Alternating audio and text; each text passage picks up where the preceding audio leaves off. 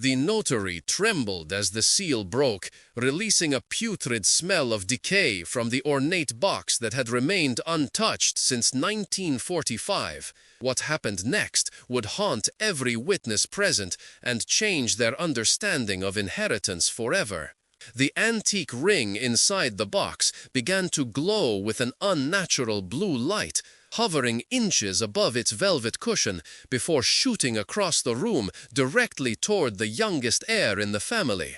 The metal band wrapped itself around his finger with such force that droplets of blood spattered across the notary's documents, forming perfect circles that resembled ancient seals themselves. The young man tried to scream, but no sound escaped his lips as his eyes rolled back, revealing only whites. Then, in a voice that was clearly not his own, he spoke in perfect German with the distinct accent of a man who had been dead for 80 years. Dr. Lawrence Wheeler, a renowned historical artifact specialist from Cambridge University, had been invited to observe the opening of the von Reichenbach family vault. With 3 published books on cursed European heirlooms and a reputation for debunking supernatural claims, he approached this case with his usual academic skepticism. However, what he witnessed that afternoon in the old manor house outside Munich would challenge everything he thought he knew about physics, history, and the boundaries between the living and the dead. The von Reichenbach family had gathered that day after a century-old stipulation in their ancestors' will had finally come to term. Baron Friedrich von Reichenbach, a mysterious industrialist with rumored ties to both the occult and early quantum physics research, had left specific instructions that his most prized possession, a ring of unknown origin, would be sealed away until exactly 100 years after his death. The seal could only be broken in the presence of all living descendants. "I have spent 40 years studying historical artifacts," Dr. Wheeler later wrote in his journal, "and never once have I seen an object move of its own accord, let alone select its new owner with such purpose." His hands shook so badly as he wrote these words that the pages of his journal were barely legible, smudged with ink and what appeared to be whiskey stains. The young heir, 22-year-old Thomas von Reichenbach, remained in a catatonic state for 17 minutes after the ring attached itself to his finger. Medical personnel on site attempted to remove the ring, but found it had seemingly fused with his skin, becoming impossible to distinguish where metal ended and flesh began.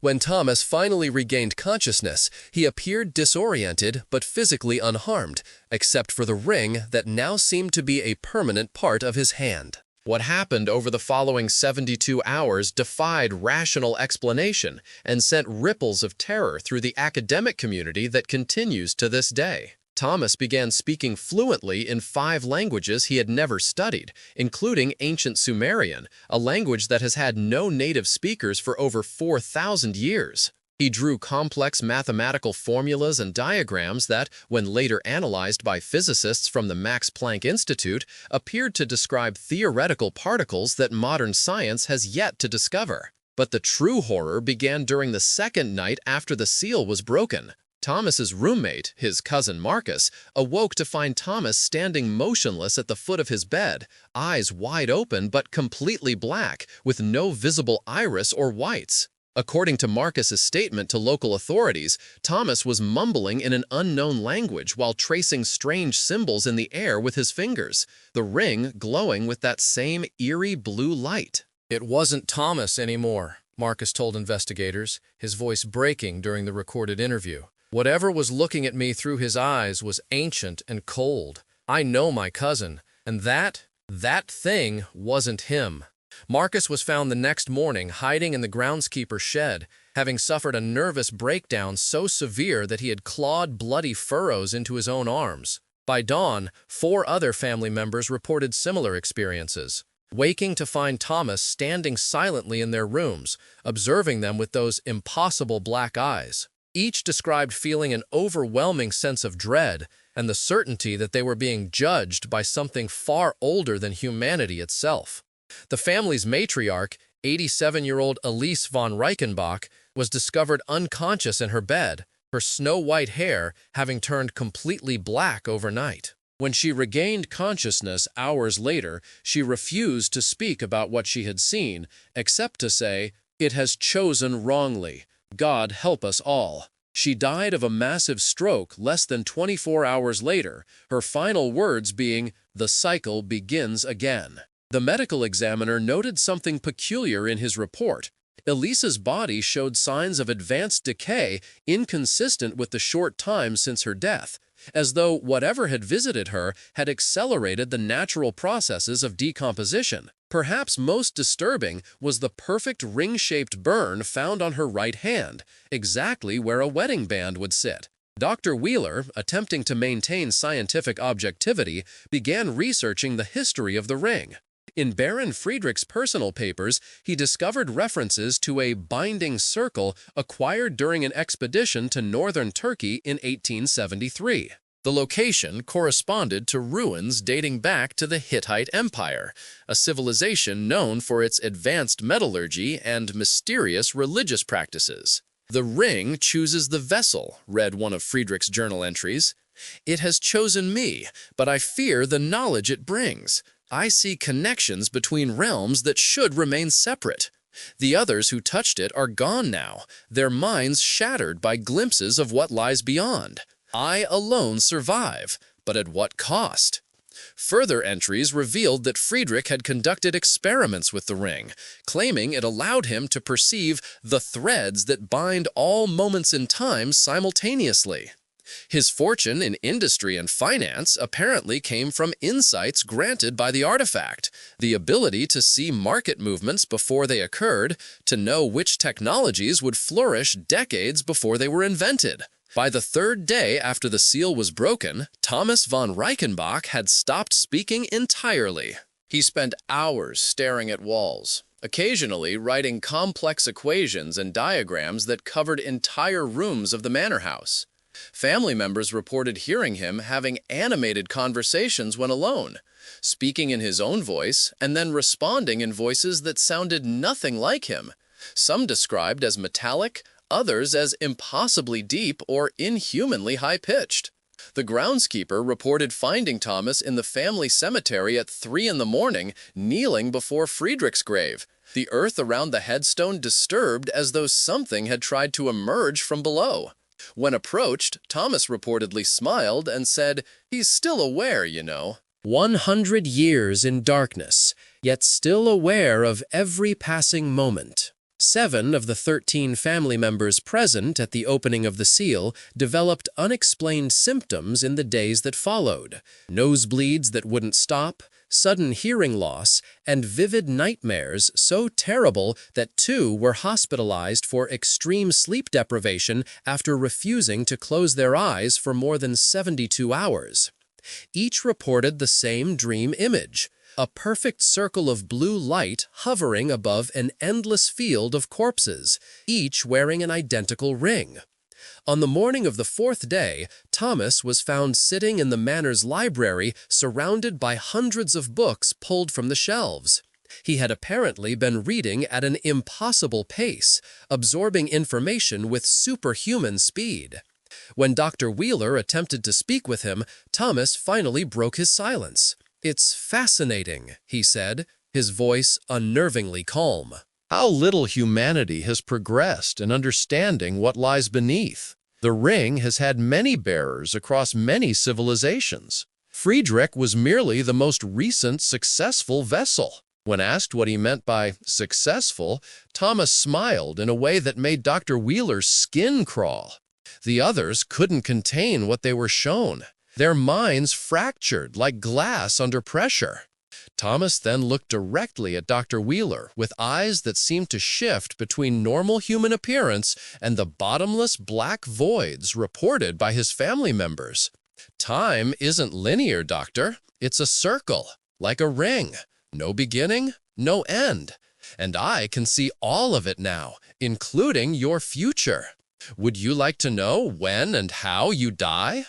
Dr. Wheeler declined, backing away from Thomas as an overwhelming sense of dread washed over him. Later, he described feeling as though he was standing at the edge of an infinite abyss that was somehow looking back at me. That evening, the situation escalated dramatically.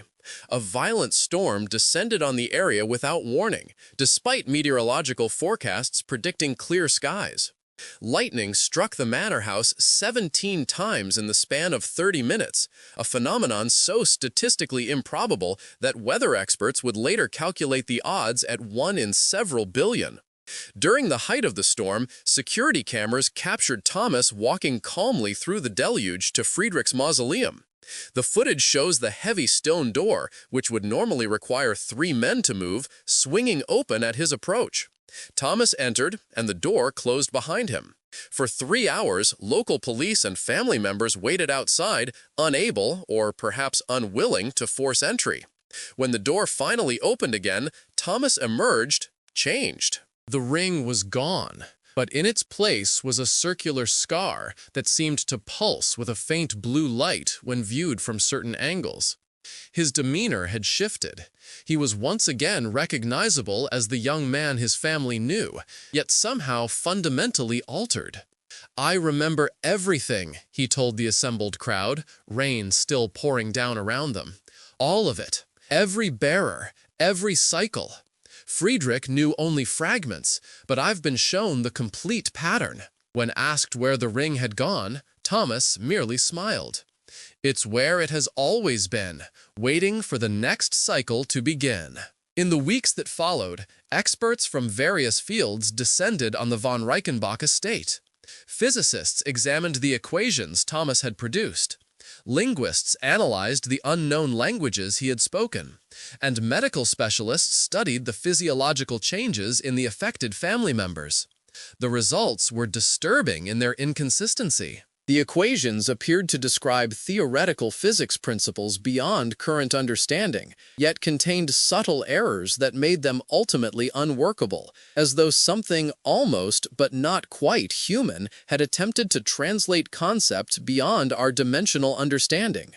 The languages contained elements of known ancient tongues, but combined in impossible ways that no human civilization could have developed naturally. Most concerning were the medical examinations. Blood samples taken from Thomas showed unexpected anomalies, cellular structures that changed under observation, defying standard classification. More alarmingly, samples taken from family members who had been in close proximity to Thomas showed the beginning of similar changes, as though whatever had affected him was somehow contagious. 6 months after the seal was broken, the von Reichenbach manor house burned to the ground in an unexplained fire that reached temperatures hot enough to melt stone. 5 family members perished in the blaze, though their bodies were never recovered. Thomas von Reichenbach disappeared entirely, with no confirmed sightings since the night of the fire. Dr. Wheeler, who had returned to Cambridge to compile his findings, suffered a series of increasingly disturbing incidents. His research notes began to show handwriting that wasn't his own, interspersed between his original observations. Electronic devices malfunctioned in his presence. Colleagues reported that he would sometimes stop mid-conversation, staring into empty space as though seeing something invisible to others.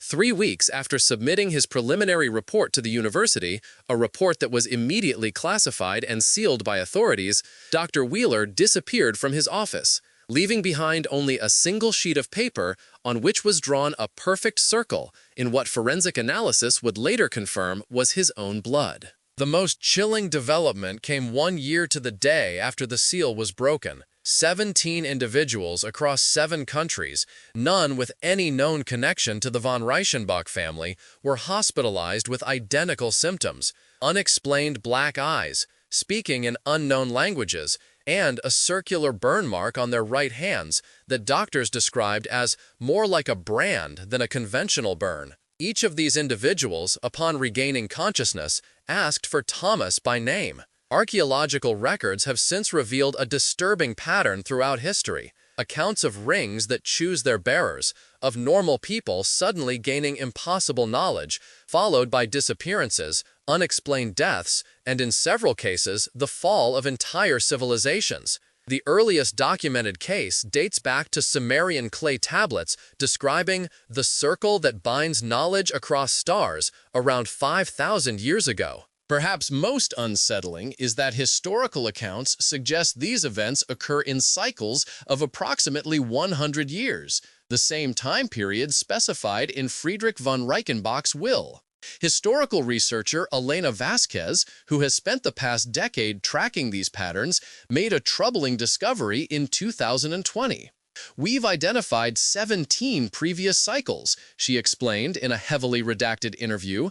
"Each begins with the breaking of a seal, the selection of a bearer, and ends with destruction and disappearance. What concerns us is that the number of affected individuals increases with each cycle. If the pattern holds true, the next cycle will involve 34 initial bearers rather than 17. The current whereabouts of Thomas von Reichenbach remain unknown." Unconfirmed reports place him in locations as diverse as a remote monastery in Tibet, a research facility in Antarctica, and most recently, attending private technology conferences with some of the world's most powerful business leaders. One thing remains certain. According to Friedrich's will, a second sealed box exists, scheduled to be opened in 2045, exactly 100 years after the first. Its contents are unknown, but the will specifies it should only be opened if the bearer has completed the transition. The most recent development in this ongoing mystery occurred just 3 months ago. A night watchman at the rebuilt von Reichenbach estate reported seeing a young man who matched Thomas's description standing at the edge of the property. According to the watchman's statement, the man raised his right hand, which appeared to glow with a blue light, and said only, "The next seal breaks soon." The circle widens. By morning, the watchman had vanished, leaving behind only his uniform and a perfect circle drawn in the dirt. Authorities have established a special task force to monitor for signs of the 17 identified individuals who may be connected to whatever force now inhabits Thomas von Reichenbach. Public health officials have quietly added circular burn marks and unexplained black eyes to their list of reportable conditions. As for the ring itself, its origin remains unknown. Friedrich's journals suggest it may not be of human manufacture at all, describing metal with an atomic structure unlike any element on the periodic table, and patterns within the metal that change when no one is observing them. The question remains, was the von Reichenbach family's heirloom truly a cursed artifact, or is there a more scientific explanation for the phenomena surrounding it? Could it be technology from a civilization far more advanced than our own, perhaps even non-terrestrial in origin? Or is it possible that the ring somehow exists partially in dimensions beyond our perception, allowing its bearer to access knowledge beyond human understanding? And perhaps the most troubling question of all, if Thomas was the wrong heir, as Elise claimed before her death, who was the right one? And what would have happened if the ring had chosen differently? As the 100th anniversary of the next seal approaches, researchers, occultists, and government agencies alike monitor for signs of Thomas's reappearance. Some believe he will return to select the next generation of bearers, while others fear he has already begun the process quietly, identifying individuals across the globe who will play roles in whatever comes next. One thing is certain. Whatever force was contained within that seal for a century is now loose in our world, and its intentions remain unknown. Have you ever noticed a stranger watching you with unusual intensity, their right hand carefully hidden from view? Or perhaps you've experienced dreams of a blue circle hovering over endless fields of the dead. These could be signs that you've been marked for the next cycle. The question is, would you accept such a gift if offered, or would you run from the knowledge it brings? Like this video if you want to hear more about cursed historical artifacts, and leave a comment below telling us if you would accept the ring's power, knowing the price that comes with it.